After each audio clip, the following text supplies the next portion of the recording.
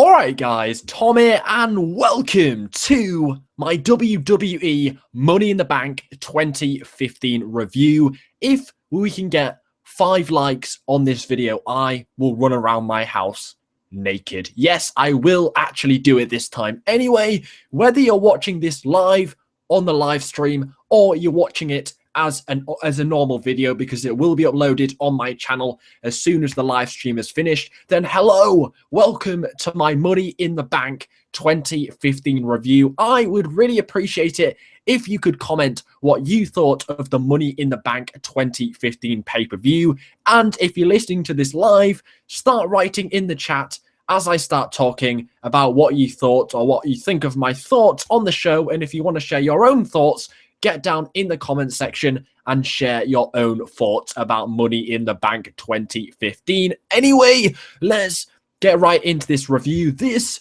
was Money in the Bank 2015. One of probably my favorite pay-per-views of the year. I really enjoy Money in the Bank. Every time it comes around, it's that #1 pay-per-view I look forward to every single year. But honestly, we've seen better Money in the Bank pay-per-views. We have seen much better pay-per-views by the WWE by far, but there are some positives for sure to take out of Money in the Bank. We've seen much better pay-per-views, that's for sure, but it wasn't all bad. There were some good matches in there. There were some weird endings to matches, but overall, it was worth a watch. And honestly, I like the main event. Cena versus Owens was great as well. There were some good matches in this, and I'm really looking forward to seeing how Sheamus does with that briefcase. So, you guys might not agree with a few of the results, but there were some good things in this pay-per-view, that is for sure. Anyway, let's get right into this. As usual, we make our way through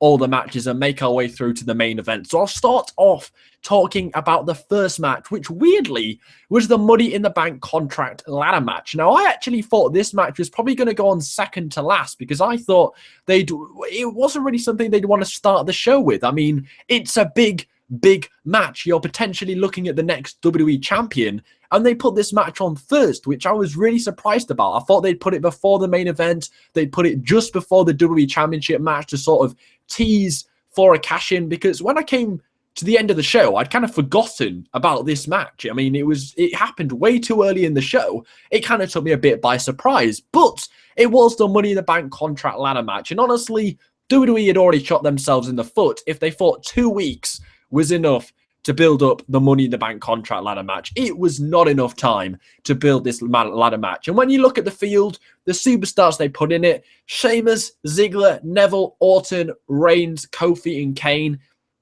it's not exactly the best superstars they've ever put in a Money in the Bank ladder match, is it? I mean, it was a disappointing match. The match was boring. I really was not into this match whatsoever. Probably because I expected Roman Reigns to win. I wasn't really bothered about the match at all. So the result took me by surprise, but the actual wrestling, there wasn't a lot of it. It wasn't great. It wasn't entertaining. It went on for way too long. There was nothing really that good here. I mean, there was a few nice power bombs by Roman Reigns onto the ladder. That was cool. I have no problem with that. Randy Orton's 3 RKOs in the space of about 30 seconds. I have no problems with that. That was cool. I mean, it was a bit stupid that he did an RKO off the ladder, and then one of the commentators says, seen that before. I think we saw it last year and the year before. But anyway, there just wasn't the usual big moments that we're usually used to seeing in a Money in the Bank ladder match. I mean, what I've just said, the RKOs, the power bombs, that was about it, and that's all we got, which was like, what? Come on. Even the ladder match at WrestleMania had way better spots than this, and that was just for the Intercontinental Championship. This was for the WWE, well, potentially the next WWE champion, and it just didn't feel as big as it should have been. It sucked. There was nothing big in this match whatsoever, and honestly, it really was not a good way to start off Money in the Bank. It was not. People were really not that much into it. I mean, it was probably the right match to start the show, considering if you look at the other matches, there was no way they were starting it with Cena and Owens, and they weren't starting it with Rollins and Ambrose. So if you look at the rest of the matches, they were never starting it with the tag match, never with the Diva match. and never with Big Show and Ryback. So I guess it was the right option in the end. But honestly, there weren't many matches on this pay-per-view many people cared about. But the Money in the Bank contract ladder match, I expected better, and we didn't get it. I mean, it sucked. There wasn't any big moments, really. And then the ending was kind of shit as well. I mean, I liked it when Bray Wyatt attacked Roman Reigns. That was so cool, where he was going like that and shaking the ladder, and Bray Wyatt comes out of nowhere. We didn't expect that. That's the unpredictability like about the Money in the Bank pay-per-view. That's cool. That'll be a great feud. I just hope they don't bury Bray Wyatt. But after that, it kind of took the sting out of the match because you sort of guessed that Reigns wasn't winning then. So whoever else won would kind of be a bit of a disappointment. Then Sheamus won. The ending was kind of shit because he just kind of like punched Adrian Neville, kind of clawed his face, and then the next minute he just took the briefcase off. I mean, there's been much better endings to Money in the Bank matches in the past. I mean, it wasn't a fanatical ending. I think it's going to be cool with Sheamus walking around with that briefcase. I think he's going to do a lot. I think he's going to be great. He was always a great world champion. He was one of the best WWE champions we've had of the modern era. I think this is going to be the start of something great, and I'm thankful that they didn't go with the predictable Roman Reigns to win, and it's cool that they picked somebody else, somebody that we didn't expect to win. I did say Sheamus was probably the second guy that would probably win, and he did, but I did predict Roman Reigns, and I got it wrong. But Sheamus winning is cool, unpredictable, just didn't like the ending, didn't like the match overall, but I think the decision to give it to Sheamus could bring greatness and something new that we haven't seen for a while, and actually do something good with Sheamus for once. I'll give the match a thumbs down, but we'll have to see how well Sheamus does with the briefcase and how he fits in with Brock Lesnar, Seth Rollins. I have no idea. I wouldn't be surprised if he kept hold of it for a long, long time, because now they don't have the World Heavyweight Championship. It's kind of considered like a second title, really. So we'll have to see how it goes. But Sheamus winning, anything could happen. Just the match sucked. What did you guys think? Remember to comment down below. Anyway, we're then going to move on to the WWE Divas Championship match, which was Nikki Bella defeating Paige. Now, this match, the first half was boring. Nothing happened. And then it actually got pretty good. I mean, Paige did a few kicks. It got decent towards the end of the match. And then when it finally started to get decent, they did the old switcheroo where Brie Bella comes in, twin magic. We've seen it before, but what was cool is it didn't work this time. So that was cool. And then Brie Bella got pinned with a roll-up, which you weren't expecting. Fine, that was cool. And then Brie Bella reveals herself, and then Paige realizes, and then the match should have ended. It should have ended in disqualification because obviously somebody from the outside got in the match. But then the match continues. Nikki Bella hits the rack attack and then picks up the win. The match should have ended via disqualification, and Paige got the win via DQ. I don't know why the match carried on. That was a complete fuck up. The commentators had no idea what was going on. It was horrific. The ending was awful. I did like the bit where Brie Bella didn't, the twin magic didn't work. That was cool. I have no problem with that. But when the match carried on, I completely lost it. I was just, no, you idiots. What are you playing at? But the match actually got good. The second half was decent. The first half was really dull and boring, and I thought it was going to turn into the traditional boring Divas match, but it actually got good. But I'm just not looking forward to what we're going to see on Monday Night Raw. Is Paige going to have another rematch against Nikki Bella? I don't want that to happen. I want somebody else to step up because it's getting way too boring now. It's obvious they're going to have to, they're going for Nikki Bella to beat AJ Lee's title reign, surely, because if they weren't, surely Paige would have won here, because there's no way that Nikki Bella would be still champion if they weren't trying to beat AJ's reign. She's so boring. Even somebody in the crowd said, let's turn a page on this awful title reign. That's what everybody's thinking. This is so bad. We need to change. It just doesn't look like we're going to get it until they change AJ Lee. They defeat AJ Lee's title run. It's bloody awful. It's embarrassing. The Divas division is going nowhere with her as the Divas champion. It needs to end. The match was decent, but though it was decent, and the ending was cool. Just after the ending, with the whole match carrying on, what the fuck were they doing? Intercontinental Championship match: Big Show versus Ryback. Started off good. It started off good with Ryback hitting his signature move, the clothesline. It looked like it was going to be a good match. Big Show hit a spear, a few body tackles. It looked like it was going to be a great match. They went out to the outside. It looked like an explosive match. They were both hitting loads of moves for the first 2 minutes. And then what do? Miz comes in and disqualifies the match. I mean, they're trying to put Ryback over here. So what's the number one thing they don't want to do? The number one thing they don't want to do is have Miz interfere and get Ryback disqualified so that Big Show picks up the win. That is the dumbest thing they have done in a long time. And the even dumbest thing is that we're now going to have to sit for a Miz, Big Show, and Ryback triple threat for the Intercontinental Championship. And with 5 weeks up towards Battleground, we're going to have to sit through the build towards that match. I cannot think of anything worse. This was horrific. Whose idea was this? I have no frigging idea. This was awful. What the fuck were they thinking? Ryback, I'm still not convinced he's the guy for the title. So the number one thing they needed to do here was to prove Ryback was the guy for the title. And what didn't they do? Prove that Ryback's the guy for the title. It's his first title defense, and Ryback loses by disqualification with the Miz interference. There's nothing more of a turn on than losing by disqualification in a title match. What the fuck was this? This could have been a great match. What the hell were they thinking? Absolute idiots. This was where I was like, come on. The Divas match ending weird. This match ended weird. What the hell were they thinking? It's like they just forgot the endings to all the matches. The ladder match ending sucked. The Divas Championship ending sucked. And the Intercontinental Championship ending sucked. Well, the whole match sucked, really, because that just leaves a sour taste in my mouth. What were they thinking? Still not convinced Ryback's the guy for the title. And I'm still not convinced now. Has he ever actually had an entertaining match? He could have against Big Show. This could have been a big opportunity for Big Show to put over Ryback. But no. What were they thinking? But anyway, John Cena versus Kevin Owens was freaking awesome. I didn't think they could have done a better match than what they did at Elimination Chamber. But 2 weeks later, they do an even better match. This was amazing. This might be one of the best feuds of the year. Certainly the best match of the year so far. Oh my God, this is turning into one of the best feuds of the modern era. And it's only been going on for about 4 weeks. Bloody brilliant. This was awesome.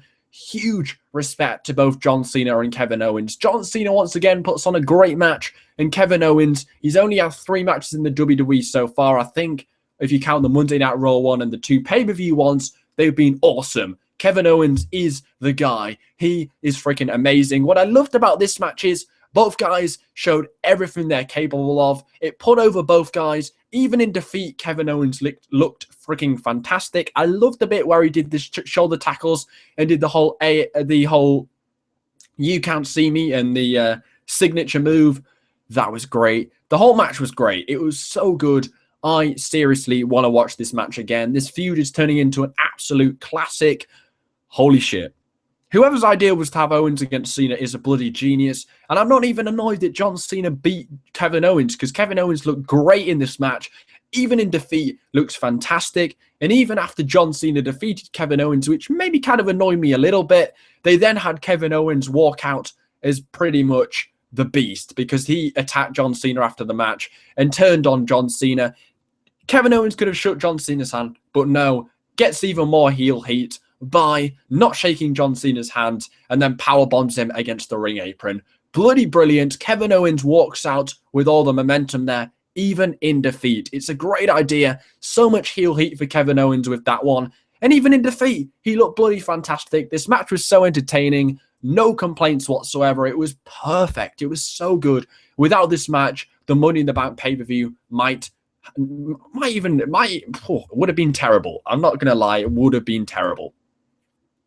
Now, we then moved on to the Tag Team Championship match, which I completely forgot about. I forgot the Primetime Players and Big E and Xavier Woods were going to face each other. But they did. And this was kind of the cool-down match between the Cena and Owens match and the main event.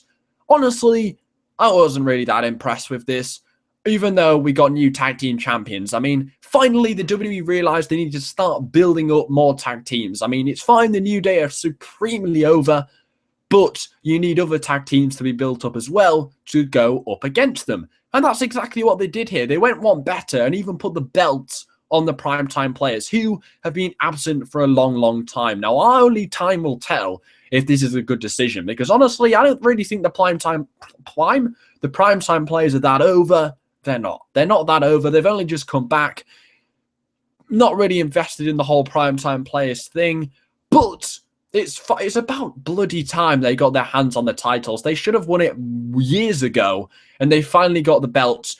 Kind of surprised that they won it here, considering there was hardly any build towards this match, and certainly no build to suggest that the primetime players were going to win the tag belts. So it did take me by surprise, and it was very unpredictable. And it was cool that we got a title change at the pay-per-view, as well as a new Money in the Bank contract winner crowned as well. So we got two good things in this pay-per-view. New tag team champions crowned, that's great. And I'm really excited to see how the primetime players do with the belt.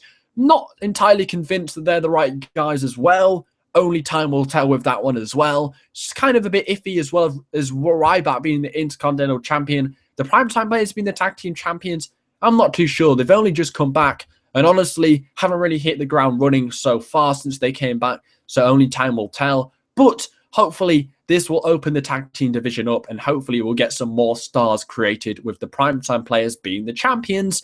The match sucked. There wasn't really anything to it. I think it was very, very short. It might even possibly have been cut short, considering the Cena and Owens match went on for ages. But I'm not going to complain because it was awesome. But yeah, there wasn't anything in this match to suggest it was a classic. I didn't even know what Titus O'Neil's finisher was. So when he hit it and he went for the pin, I was like, okay, he's just going to kick out. So when he got the 3-pin, I was like, what? I was like taken by surprise. I fully expected the New Day to retain here. Seems like the WWE are really hot on the New Day. I never thought that the primetime players would win here. But that's unpredictable, but also kind of took me by shock. I kind of like laughed, like, what? Really? But it wasn't really a match, really. It hardly lasted any time. And by the time you'd blinked, we had new tag team champions. But it wasn't really a classic or anything. It was kind of, yeah. Anyway, we then moved on to the main event, which could possibly go down as a classic. I think this was really good. This was pretty awesome. Rollins versus Ambrose match of the night went on for 37 minutes. That's what Jack Williams says. Yes, it did go on for a very, very long time.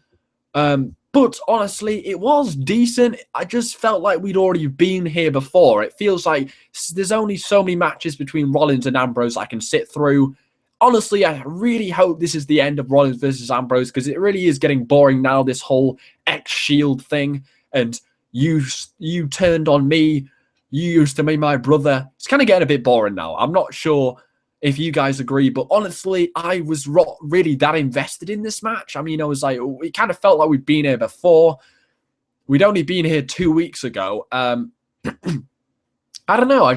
It was a good match. It was entertaining. There was great spots, especially that power bomb. No, not a power bomb. It was like where the ladder cracked when it was balanced between the table and the ring post. That was cool. It was cool when Ambrose got buried under the ladder. There was cool moments. I liked it when they fought in the crowd and stuff like that. It was cool. Just at times, it felt like it was a bit sluggish and slow.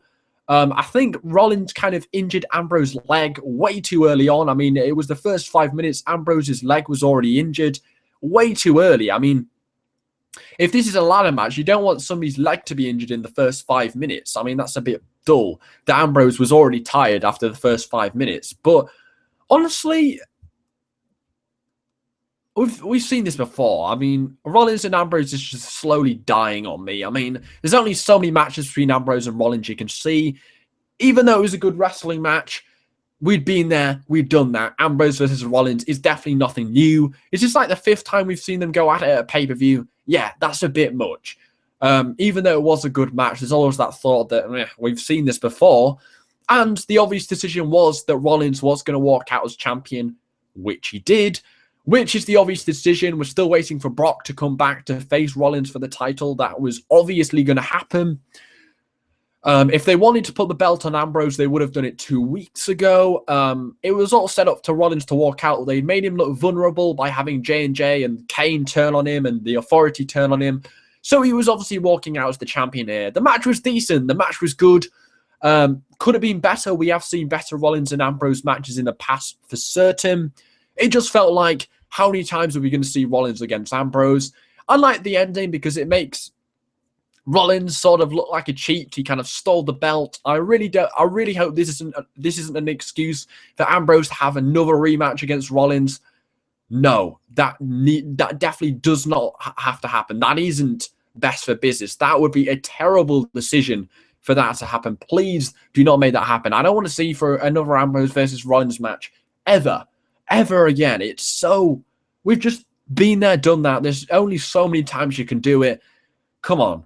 We want something new. So I'm not really sure where this ending is going to go. Are they going to have another Ambrose versus Rollins rematch?